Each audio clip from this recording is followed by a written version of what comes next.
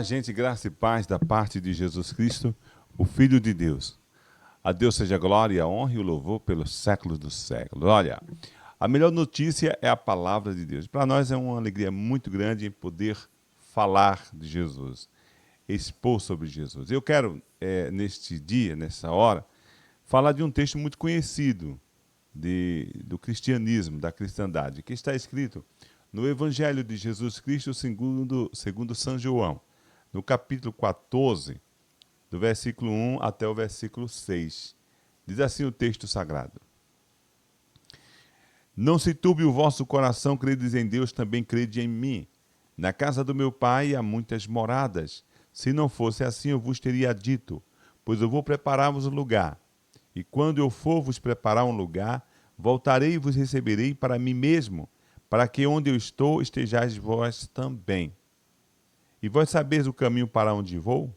Disse-lhe Tomé: Senhor, não sabemos para onde vais. Como sabemos o caminho? Respondeu-lhe Jesus: Eu sou o caminho, a verdade e a vida. Ninguém vem ao Pai a não ser por mim. Então, na verdade, esse perícope termina no versículo 7, que diz assim: Se vós me tivesses conhecido, conhecereis também o meu Pai. Desde agora o conhecereis e tendes visto. Olha, nós precisamos entender o seguinte, que a Bíblia, a priori, ela foi escrita para, até o Novo Testamento, a priori, os seus ouvintes, né, eram quase todos judeus. Então, tanto o Velho Testamento quanto o Novo Testamento tem uma direção prioritária, que são as pessoas judeus, as pessoas de Israel. Embora o Evangelho de João tenha esse aspecto universal, naturalmente, mas o conceito de religião, o conceito de Deus, o conceito de verdade era um conceito judaico, né? Os estudiosos dizem que Mateus foi escrito para os judeus, prioritariamente, Marcos para os romanos, Lucas para os gregos e João para o universo, os gentios todos. Contudo, esses 4 livros, ou esses 4 evangelhos, têm algo em comum, que os seus primeiros ouvintes eram judeus. Então, o judaísmo sabia o que Jesus estava falando, sabia do que Cristo estava falando nesse aspecto, né? Nós passamos a saber porque os gentios passaram também a estudar, né, e a ouvir e ser ministrado a palavra de Deus. Mas os ouvintes prioritários, primários, eram os ouvintes judeus. Então, havia uma familiaridade no que Jesus falava com o seu povo, porque Jesus não ia falar coisa estranha que o seu povo, os seus patrícios judeus, não entendessem. E aí onde vem um problema sério, que na verdade a igreja ela sempre lutou e trabalhou para demonstrar que Jesus Cristo é de fato o Messias. O Novo Testamento tem essa pegada, esse propósito de demonstrar que Jesus é o Messias prometido, Jesus é o Messias esperado. Quando eu não era cristão, assim, quando eu não era cristão convicto, né? Porque todos nós nascemos cristãos aqui no Ocidente. Nascemos em tradições cristãs. Mas quando nós passamos a estudar a Sagrada Escritura, aí vem essa questão de pessoas não aceitarem Jesus como Messias, né? Então eu tive também essa dificuldade. Você vai estudando, você vai conhecendo que nações não reconhecem Jesus como Messias, como Israel não conhece Jesus como Messias, o povo islâmico não reconhece Jesus como Messias, os hindus não reconhecem Jesus como Messias. Então, essas pessoas que têm uma história, né, de civilização, não reconhecem Jesus como Messias, embora tendo acesso ao livro da Bíblia, à Sagrada Escritura. Então, eu passei também por esse crivo, porque antes eu conhecia Jesus de Natal, né, Jesus de Sexta-feira da Paixão, tudo isso foi importante para mim e para nós, e serviu como um pilar do próprio cristianismo, porque também o Jesus que se fala de Natal é, de fato, o Jesus da Bíblia, mas não tem o aspecto profundo, pelo menos para as crianças não tem essa questão. Bom, então você vai conhecendo a Bíblia, você vai fazendo uma pergunta, será que Jesus ele é de fato o Messias mesmo? Será que o Jesus do Novo Testamento corresponde o que os antigos escritos, que é o Velho Testamento, apontava para ele? De forma que toda a lei, de forma que toda a Torá, de forma que todas as profecias, todos os salmos apontavam para Jesus Cristo, o Filho de Deus. E quando Jesus diz, eu sou o caminho, a verdade e a vida, os judeus sabiam o que significava isso. Isso era familiarizado ao povo judeu. Os judeus entendiam o que era isso. E isso foi um divisor de água, porque Jesus, falando isso aos judeus, da hora, e posteriormente a todas as nações e a todos os povos, Jesus está dizendo assim, olha, eu sou o prometido, eu sou a Torá, eu sou o tabernáculo, eu sou o templo, eu sou a cerimônia, eu sou o ofício e eu sou o ofertante. Eu sou a consumação. Eu sou a razão do ser, eu sou a razão do culto. Eu sou a razão de todas as profecias. Eu sou a razão de todas as liturgias do Velho Testamento. Eu sou a razão de quem quiser se chegar a Deus tem que passar por mim, porque eu sou o caminho, eu sou a verdade e eu sou a vida. E ninguém vem ao Pai, o Pai que está em mim, ele fala, ninguém vem ao Pai. Eu ouço muitas vezes as pessoas dizem assim, disse Jesus, eu sou o caminho, a verdade e a vida, ninguém vai, mas o texto não fala vai. Ninguém vem ao Pai porque o Pai está em mim, ninguém vem ao Pai que está em mim.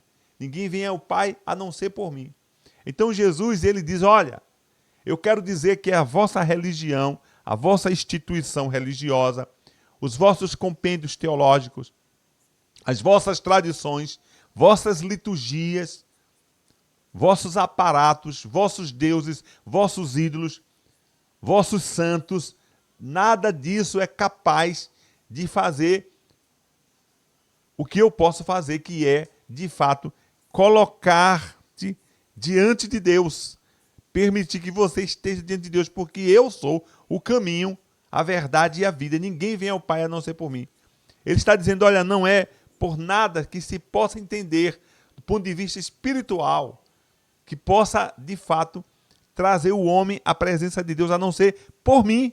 Eu sou esse objeto que ponho os homens diante de Deus. Eu sou o caminho que leva o homem a Deus, ou que traz o homem a Deus. Eu sou a verdade absoluta. Não há uma outra verdade. Eu sou a verdade, artigo definido. Eu sou a verdade, a vida, a própria vida. Se você quer ter vida, eu sou essa vida. Então ele não deixa para ninguém, ele não deixa para Miguel, para Gabriel, para Maria, para Pedro, para João, para Timóteo, para os arcanjos. Ele não deixa para ninguém em absoluto. Ele não deixa para os espíritos, para as Exu, ele não deixa para ninguém deste universo. Ele diz isso e jamais alguém falou antes, ou depois, ou durante o que ele falou. De forma audaciosa, de forma convicta, de forma que é algo absurdo do ponto de vista religioso deste universo. Ele diz assim, olha, ou olha para mim, ou me segue, ou estão todos perdidos, porque eu sou o caminho, a verdade e a vida. Ninguém vem ao Pai a não ser por mim. Ele é esse pilar. É preciso nós nos convertermos a Ele. É preciso nos achegarmos a Cristo. Não é chegar a 90%, não. É 100%. É se derramar. É se derramar diante dEle. Dizer assim, eu me rendo. Não há um outro caminho. Não há ninguém. O Pedro disse, quando Jesus pregou um sermão duro, né, um sermão áspero, podemos dizer assim, um sermão contundente, essa é a palavra melhor, um sermão contundente, e que ele viu todos irem embora, e Jesus falou assim, vocês também não querem ir? Vocês também não querem ir? E Pedro disse, Senhor, para quem?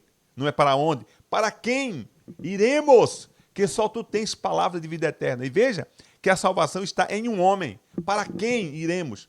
Porque pessoas seguem Maomé, pessoas seguem Buda, pessoas seguem Confúcio, né? Pessoas seguem espíritos, né? Personalidade, pessoas. Mas o Pedro diz, para quem iremos? Quem iremos que só tu tens palavra de vida eterna? E eu quero dizer que isso é uma ofensa às demais religiões. Porque o caminho não é Maomé, o caminho não é o Islã, o caminho não é o Espiritismo, e nem o caminho é o cristianismo. O caminho é Jesus, uma pessoa. Jesus Cristo é o Senhor.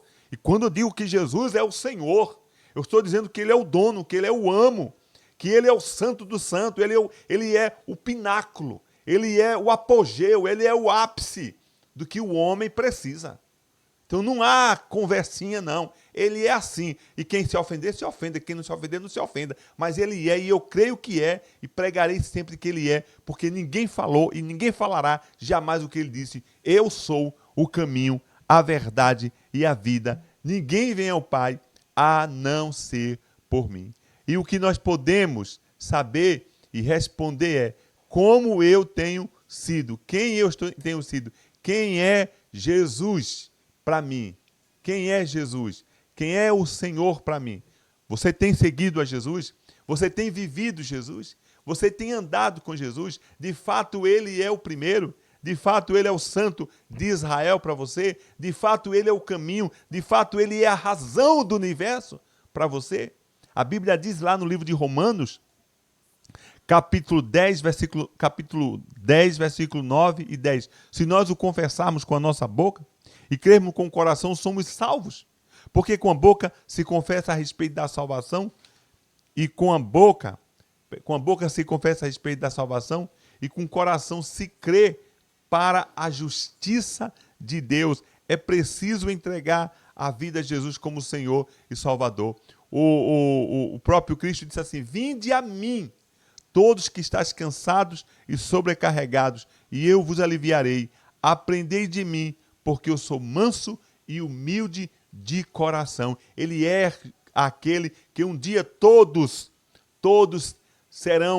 se curvarão diante dele, diante do Cordeiro de Deus. A Bíblia diz que todo olho verá, toda língua confessará e todo joelho se dobrará diante de Jesus Cristo, o Senhor, para a glória de Deus Pai Todo-Poderoso. Hoje é dia, este momento é dia de nos convertermos, de reconhecermos, porque a responsabilidade é nossa. A viabilidade é dele, é ele que nos dá a viabilidade, mas a responsabilidade é nossa de nos convertermos ao Senhor, de buscarmos ao Senhor enquanto se pode achar, de invocá-lo enquanto está perto. Que Deus nos abençoe em nome de Jesus e até uma outra oportunidade. Nós somos da Igreja Presbiteriana de Estância. A Igreja Presbiteriana de Estância fica na rua Gomercindo Bessa, 124. Os cultos são dia de quinta-feira às 19 horas, aos domingos às 9 horas da manhã e às 18 horas e 30 minutos. Você e todos os seus são nossos convidados especiais. Em nome de nosso Senhor e Salvador Jesus Cristo. Amém.